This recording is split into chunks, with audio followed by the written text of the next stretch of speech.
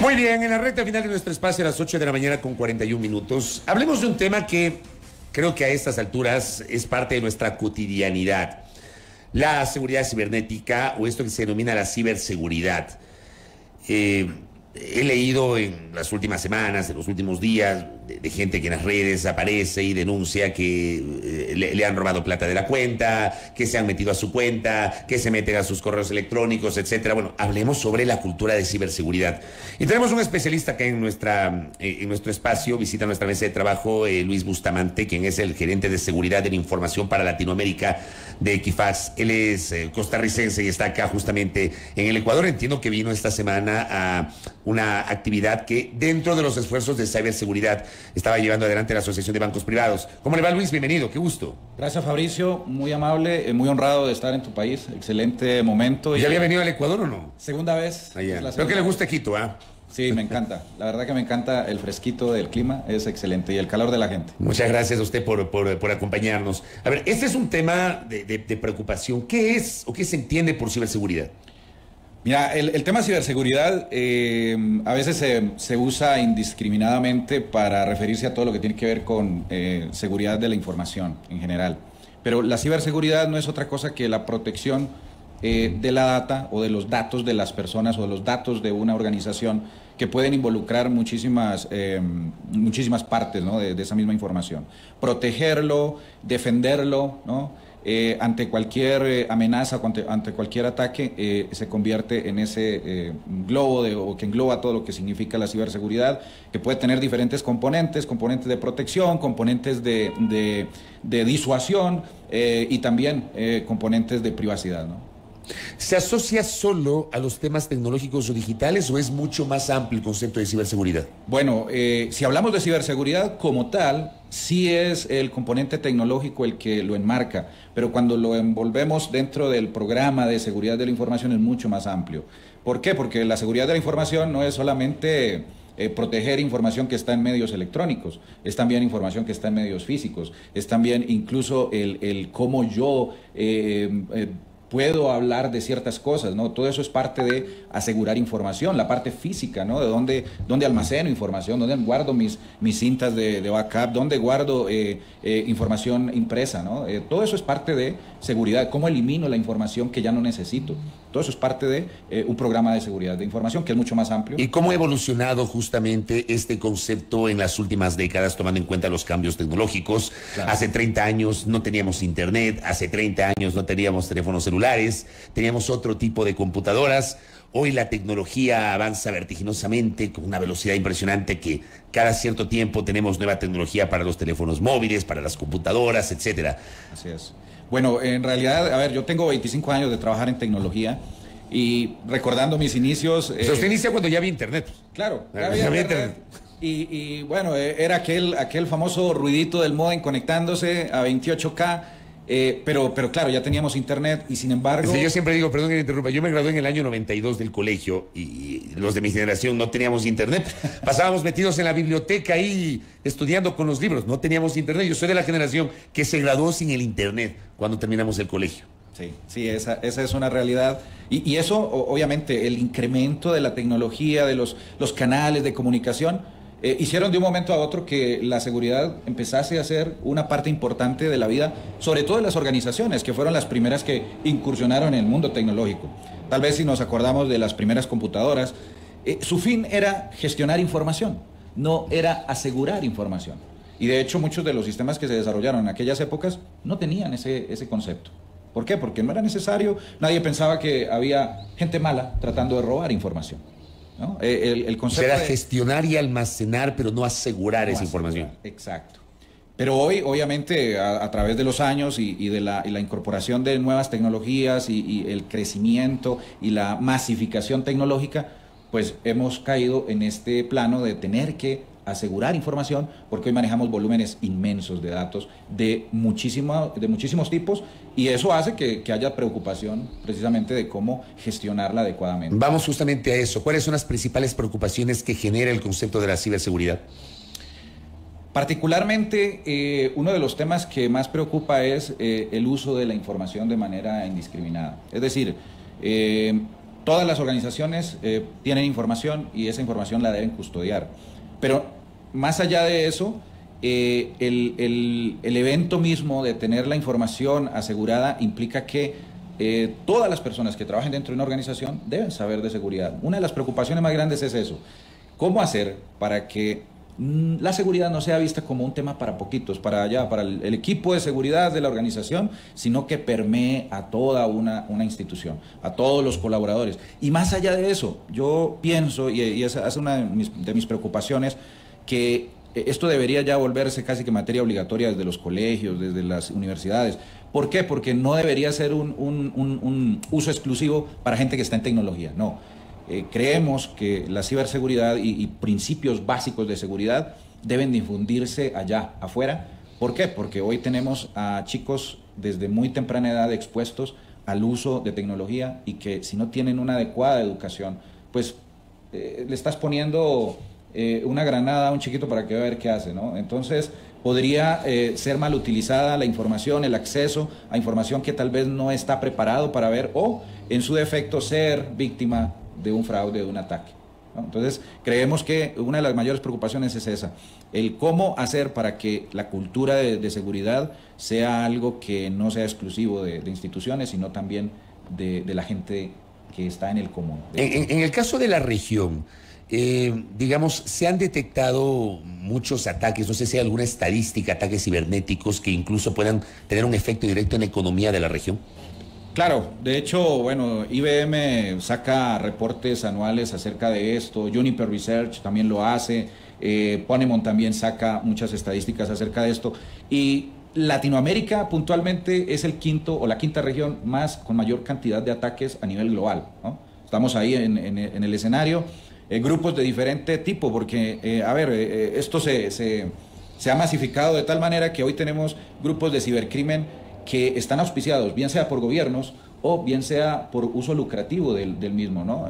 Se ha vuelto un tema de mucho lucro, es bastante rentable el cibercrimen, y por lo mismo pues ha generado que surjan estas organizaciones criminales que hoy se dedican a esta función. Pero esto económicamente, ¿se ha podido cuantificar el impacto? Sí, de hecho hay un estudio tal vez fue el 2021, que creo que lo hizo Juniper Research, si mal no estoy, y hablaba de que para el 2025 la cantidad en millones de dólares por temas de fraude iba a ser de 165.000 millones. Hoy es a cerca de 90.000 millones de dólares que se espera para el 2023 en todo lo que tiene que ver con rescates de información, fraude electrónico, robo de data, todo esto se calcula en unos 90.000 millones. ¿Y qué medidas de seguridad se deberían adoptar para enfrentar estas situaciones? Wow, ahí depende mucho del apetito de riesgo que pueda tener una institución, pero definitivamente al menos contar con un programa de seguridad fundamental basado en los estándares que tenemos en la industria es necesario para cualquier institución. Ya ni siquiera es solamente para las instituciones financieras. Por ejemplo, hablemos de instituciones de salud, donde los informes de salud de una persona podrían ser robados por un criminal, por un atacante que después haga mal uso de esa información de cara al público, o te va a sobornar porque dice, bueno, te publico que tienes una enfermedad y que tal vez eso te impida seguir en tu función. Entonces, cosas de esas se dan y es la preocupación, cómo las instituciones hoy gestionan la información, deberían tener un programa de seguridad. ¿Y las personas comunes y corrientes, el ciudadano de a pie? Para el ciudadano de a pie, principios básicos de seguridad, el uso de redes sociales, el cómo publico yo información en redes sociales. La información personal, sobre todo, ¿no? Claro, sobre todo información personal. Hace poco hubo un video, por ahí anda un video en internet que tal vez lo pueden ver, donde unos periodistas en Los Ángeles dicen, bueno, vamos a ir a ver cómo la gente gestiona sus contraseñas de las cuentas y de uso personal, de correos. Y empezaban a hacerle preguntas básicas a la gente. Bueno, ¿y qué contraseña usas? Y la persona respondía, yo generalmente uso la misma contraseña para todo. Bueno, ¿y qué contraseña? ¿Cómo es el formato? No, generalmente uso la fecha de nacimiento, el nombre de mi mascota. Bueno, ¿y cuándo naciste? Pues en tal año. Y empezaban a entregar la información de manera muy, muy simple. Usando ingeniería social básica, las personas entregan porque la gente es inocente y todavía creemos que todo el mundo es bueno. Pero claro, de verdad que hay que enseñar esos principios básicos de cómo protegerme, cómo uso mi celular, qué aplicaciones debo usar, cómo accedo a esas redes sociales, qué información entrego, para que otro no utilice todo eso y construya un profile mío, un reporte de todo lo que yo hago y después puedo usar eso en mi contra para averiguar contraseñas, para averiguar dónde están mis cuentas y después utilizar eso en mi contra. Acá, por ejemplo, me escribe en la transmisión de nuestro espacio Valeria Zarzar y dice, así es, aumenta la digitalización, aumenta la posibilidad de ciberataques, es importante tener una cultura de seguridad empresarial. Los principios básicos de seguridad son necesarios no solo para tecnólogos, sino para todos. Los ciberataques pasan en oficinas y también en los hogares. Ahora, muchas veces en las redes publicamos información personal. ¿Hasta qué punto esa información personal no podría provocarnos dificultades? Como las que estamos señalando, por ejemplo, a veces, qué sé yo, publicamos fotografías nuestras, de nuestra familia, de nuestro entorno, de nuestro trabajo, si salimos de viaje, si estamos en algún lado. ¿Cuál es el límite o la línea divisoria? Eso parte mucho del criterio personal del individuo y creo que ahí el tema de educación es el que se vuelve fundamental. Enseñarle a la gente o a la persona común que su información es súper importante y que debería cuidarla. ¿Por qué? Porque es su privacidad, es su intimidad. Si yo empiezo a publicar, como venimos haciéndolo de manera indiscriminada en redes sociales, que estoy de vacaciones en tal lado y que ando de paseo en otro lado y vivo en tal parte, pues le estoy entregando información a un personaje que a lo mejor es dueño de lo ajeno, sabe dónde vivo, averigua cuál es mi dirección y sabe que mi casa está sola, por ejemplo. Cosas básicas. O que a través de esa información personal dice, bueno, ya tengo construido el perfil de esta persona, vamos a ver cuáles son sus contraseñas. Y ahí ponen el correo electrónico, vámonos al correo electrónico y empecemos a programitas sencillos de ataques de fuerza bruta que pueden averiguar el password de una persona en cuestión de segundos. Yo puedo utilizar una lista blanca y empezar a atacar una cuenta de correo hasta que logro entrar utilizando principios básicos de ese perfil de la persona, porque lo más seguro es que entre toda esa información está el password. Entonces, de esa manera es que yo digo, debemos saber qué información ponemos y qué información no deberíamos compartir. Hay un tema que también, digamos, es muy cotidiano. En nuestros teléfonos celulares, con estas tecnologías que tenemos hoy, tenemos las aplicaciones de los bancos. Sí. Entonces, en la aplicación del banco, ingreso a través de mi aplicación en el celular, ya ni siquiera me pide la contraseña porque está registrada, sino o mi huella dactilar o el reconocimiento facial, etcétera. Sí. ¿Qué tan seguras son estas aplicaciones tenerlas en el teléfono móvil? No, definitivamente, a ver, va a depender mucho también de tu tecnología. A ver, no voy a hablar de marcas para no entrar en ese detalle, pero creo que en ese aspecto las tecnologías han desarrollado suficiente expertise para que face recognition o huella dactilar sean lo suficientemente seguras. Sin embargo, hay otras medidas que debemos tomar, no solamente en el uso adecuado, sino, por ejemplo, si mantengo mi Bluetooth activo. Si yo entro a un lugar con mucha gente, con mucha población, un aeropuerto, un terminal, cualquier lugar, centro comercial, debería desconectar mi Bluetooth. ¿Por qué? Porque alguien podría a través de Bluetooth hacerte un ataque, capturar información tuya, tal vez desencriptar información. Yo no sabía eso.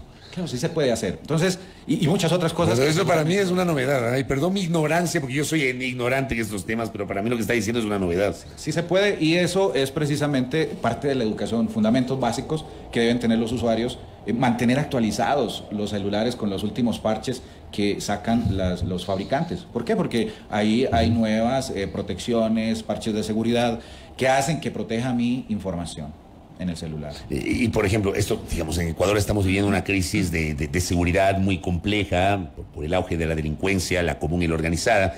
Y hay denuncias de gente que dicen, me hicieron secuestro express. Ya, me subí en un taxi, resulta que me secuestraron, cogieron mi celular y me hicieron sacar el dinero, me hicieron ir al cajero no sé cuánto. Esto también es complejo, ¿no? Bueno, ese ya es un componente ya de seguridad física en el cual creo que otros estamentos son los que tienen que involucrarse más, la policía, los servicios de seguridad del Estado para proteger al individuo. Pero definitivamente, si yo quiero proteger información mía, tratar de dificultarle al atacante, hacérselo más complejo para que no sea tan fácil robarse la información y poderme vulnerar, robarse mi dinero, va a ser algo siempre beneficioso, ¿no? Y esos principios básicos se pueden aplicar, no es algo que exclusivamente sea de tecnólogos, sino que también es información que puede manejar cualquier persona. Correcto. Luis, gracias por el tiempo y bienvenido. bienvenido al Ecuador. Sé que ya se va, así que espero que le haya gustado estar en el país. Muy gentil. Muchas gracias. Gracias a Luis Bustamante, gerente de seguridad de la información para Latinoamérica de Equifax. Hablando sobre esto, que digo, es parte de nuestra cotidianidad y uno aprende todos los días cuando conversa con especialistas en estas materias sobre medidas para enfrentar eventuales ataques, para garantizar nuestra ciberseguridad, que también va de la mano con temas culturales.